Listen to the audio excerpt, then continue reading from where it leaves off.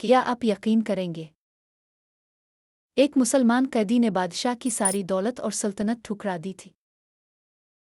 یہ تھے عبداللہ بن حذافہ السہمی۔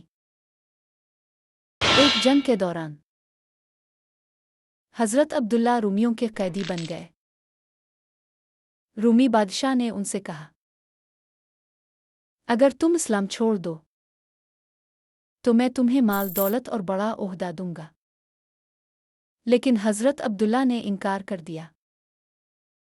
بادشاہ نے انہیں ڈرانے کی کوشش کی، مگر وہ ثابت قدم رہے۔ آخرکار بادشاہ بھی ان کے عزم سے متاثر ہو گیا۔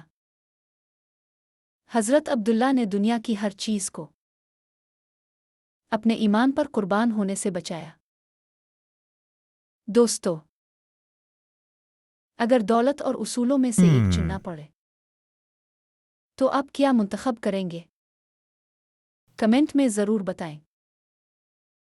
اگر آپ کو ویڈیو پسند آئی ہے تو براہ کرم لائک، شیئر، کمنٹ، فالو کریں اور تاریخ وتھ احمد یوٹیوب چینل کو سبسکرائب کریں اور گھنٹی کو دبائیں تاکہ میری آنے والی تمام ویڈیوز اب تک پہنچ سکے۔